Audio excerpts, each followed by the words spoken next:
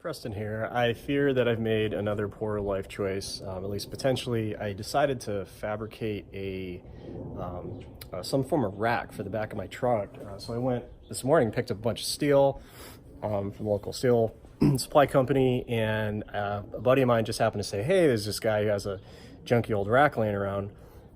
Let's go see if we can pick it up and see if it'll fit. And so I got it for 40 bucks. It doesn't. Let's flip the camera on here. So this is my Silverado with a 6'6" bed, I think, and about 66 inches across into the middle of the pockets where I need something to fit into. And this is the rusty hunk of junk that I picked up for 40 bucks on the side of the road, literally. It's got mystery goop, some sort of silicone adhesive all over the place. Clearly it was hacked together or apart, can't really tell, probably both at some point. What I like about it is it kind of looks like it'll hang over the cabin, which is pretty cool. I'm not sure how strong that would be. Probably wouldn't put an ATV up there, but for tents and skis, kayaks, that sort of thing, it should work great. I don't know what exactly I'm going to do, so time will tell if this is actually a wise investment or not, because it's too narrow, too long, and not high enough. So I'm going to start cleaning up, and we'll see how it goes. A lot of these mystery holes like this, it looks like they just kind of haphazardly drilled and screwed with some galvanized steel screws kind of all over the place. And what's happening is that you'll see a lot of rust accumulating around these, and there's a lot of water that was inside and left a whole lot of mystery ooze all over my truck bed. That's not a problem, but I'm a little concerned that it's rusting a lot internally, and I don't want to make it any worse. So what I'm going to do is I'm going to clean these up real good to look more like this, and then I'm going to take our best friend Mr. MIG welder and fill those in ever so gently, grind them down, and you won't even be able to tell there was a hole in there in the first place. I'm a couple hours into this thing, or almost, and I'm starting to feel a little bit better about it. It's definitely not as rusty as I thought it was. On this part, that's some serious rust. I might just replace a few of these outright. In fact, there's two that are bent, and I'm not even going to bother with them. I'm just going to cut them out and replace them. The holes, there were a lot more holes than I thought there were, maybe like a dozen or so. And there's a kind of a trick to it, to filling like little screw holes in this pipe. And the trick to it is, assuming you have a gasless welder, you want it, so this one had two holes, 1, 2 right next to each other right there, and it came out okay. What you want to do is when you hit the gas, or you hit the trigger such that it's just kind of, well, you're getting a steady stream of gas out, but as soon as you start forming a little pool, you let off the trigger. You don't want to let it cool completely, but you want it cool enough to harden, and as soon as that pool starts to harden, you immediately hit the trigger again and just start building up the pool. And so if it gets too hot, you're just going to make the hole bigger and it's going to melt straight through. But if you kind of get your timing right, it definitely takes a little practice. You're going to end up, well, it should look more or less like that. That a little bit hot, but that's a pretty good one. And let's see if I can get an angle. When you're done, you want it to cut the pool to kind of look like a rivet almost on top. That way, when you grind it down, you're not even going to notice there's anything there at all. What's an example of a bad one? This one's going to come out pretty well. So this is kind of a bad one where I didn't let the pool build up high enough on it. And you can see it, I'm actually just going to go hit that again real quick, because there's no way you can really grind. I mean, you're really going to have to grind into that to make it smooth. So I'm just going to hit that again real quick, build the pool up a little bit, then grind it nice and level, and it's going to look brand new again. All right, so I'm going to keep going. I'm going to need to go pick up a couple more flap discs. But I think this is going to come out pretty well, except for a few of these bent and overly rusted pieces that I'm going to have to cut new ones. Riddle me this, Silverado owners. Why on earth are these pockets at the back of the bed available for you to do something with, but then in the front, if you have I think this is the factory rail on the bed, why does this have a permanent cap on there? Why is that built into the molding? I don't see why that wouldn't be a removable thing. I'm assuming that this has those kind of little pockety things under this, but I thought these you could just pop out, but these are very clearly molded in here. So I'm going to make a questionable choice of drilling a hole in there, and we're going to see what's on it. Very precisely drilled holes in here, and I can't for the life of me figure out what they were thinking with this thing. What is in there? I hope I'm not going to regret this. I don't know. We'll clean it up later. Wow, this is really soft, too. I don't know if you can see that, but it's just ripping. Oh. Okay. Yeah, this is just ripping up. Look at that. Look at that. Alright, so what we're going to do is finish ripping out this little thing, hopefully without tearing the rest of the rail. I need both hands to do this. Alright, so I'm going to finish this up. And the material that this factory rail is made out of turns out to be extremely soft. I thought it was a lot tougher than this, though that explains why you can damage it just by kind of looking at it the wrong way. So I cleaned this up a little bit. It's not perfect, but it'll certainly do, especially because I'm going to mount something in there. God, this is kind of like, I've had macaroni that's tougher than this. This is super soft. I don't know what I mean, I don't know why you'd make it that soft, but yeah, it definitely does not hold up as well as I thought it would. Anyway, at least it's easy to cut a hole in there, and I'm not sure if you can see down into that well. There isn't in this particular Silverado, at least, there isn't a hole to put a bolt in on the bracket that's down there at the bottom of the pocket, so I'm gonna have to deal with that later. I spent another 10 minutes trying to clean these things up, and they actually do come out really well when you're done with them. I got the other side finished pretty much the same way. If you do have the situation where you've got to cut a little piece of plastic out, just be kind of mindful of the corners. The straight pieces are super easy. I mean, you can easily brace your pocket knife or whatever to do those, and those clean up very well. But the corners are definitely harder with a pocket knife. So if I had to do this again, I'd probably bust out a Dremel tool or something with a kind of a tool with a curved edge to try to make that a little better. If you're really anal retentive about it, you may be able to take just a cheap plastic welder and probably just kind of heat that up a little bit and just kind of pat it down with your finger, and it'll probably look perfect. But for me, that's more than sufficient. So, all right, so let's get back to the actual rack. I just measured like 4 different ways, and one little gotcha that I wasn't expecting is that the dimensions of the truck bed from side to side are actually slightly different at the back and the front. I don't know why that is. I don't think this is damaged in any way.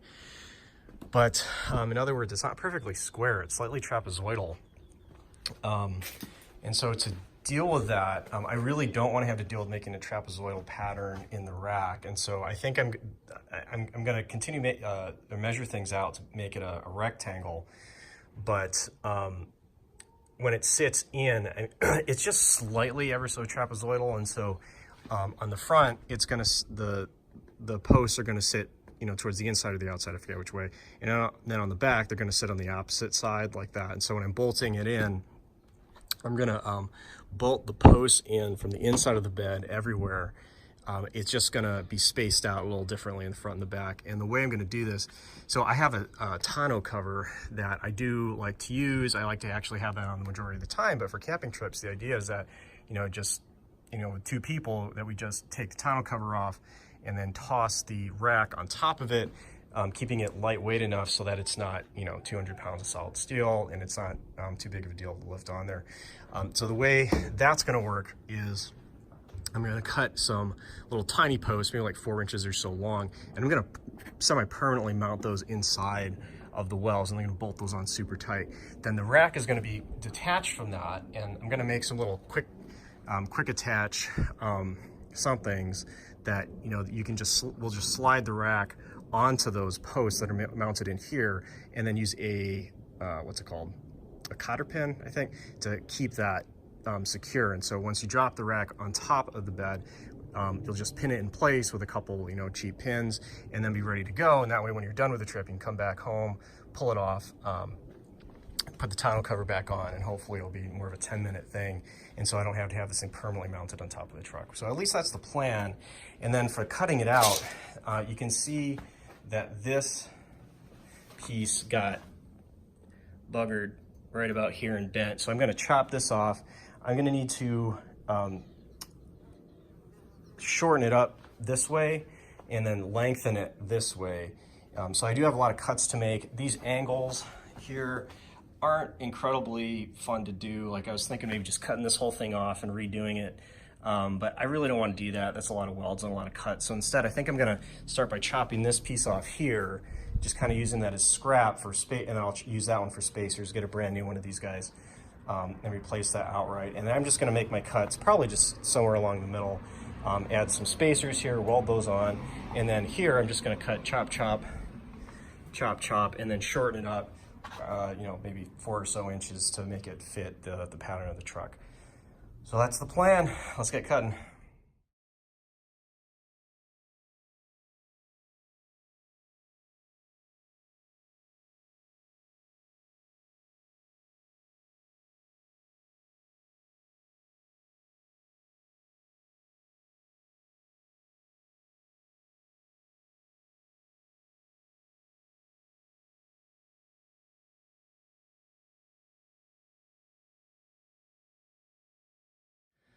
Oh, well, that took a lot longer than I thought it would. It probably would have been faster just to start from scratch, but at least I got to reuse some steel.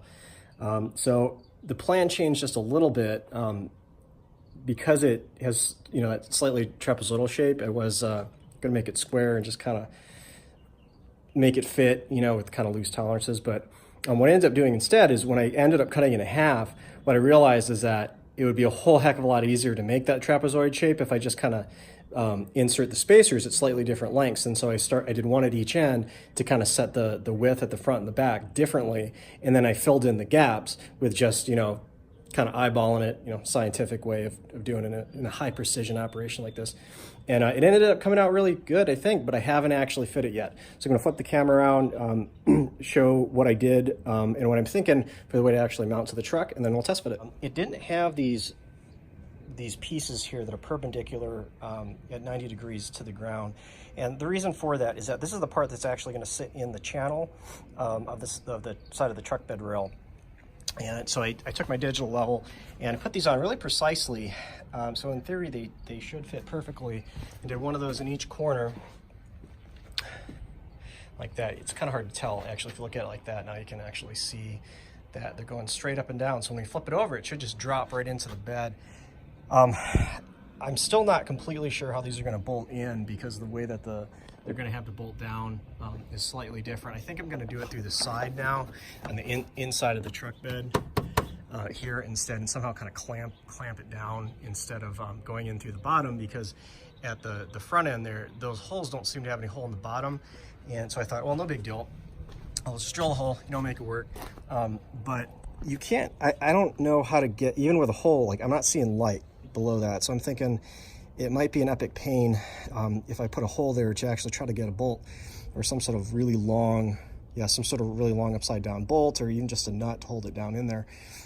So instead, I'm thinking at the front end side, I have these bull nose tie down things. So I'm going to pop that off and maybe fabricate some sort of mount so that I can bolt in the front end part to the side inside of the truck instead. So we'll see how it goes. Let's go ahead and test fit this.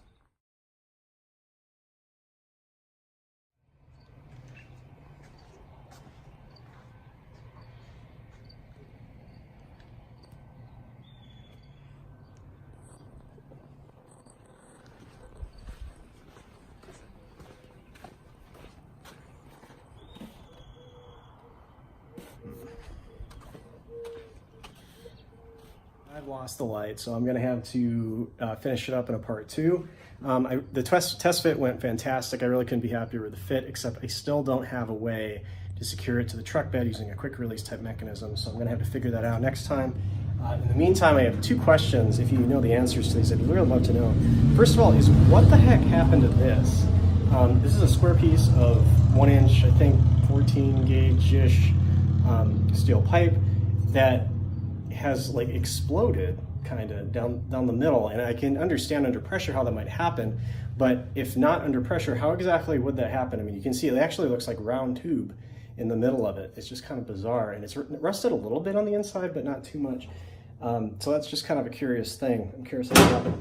And this isn't the only section of it, by the way. This is a section I cut out, but there are a few other sections that were kind of rounded over, and I can't figure out why or how it would have done that. Second of all, how do you clean your magnets? I always sit here just kind of like brushing it off with my finger and a little paper towel to get all those little metal bits off here, but it's super annoying to do that. Other than a stronger magnet, which I do not have, how do you actually get that off? So if you have a tip, please let me know, and I'll finish this up next time. Thanks.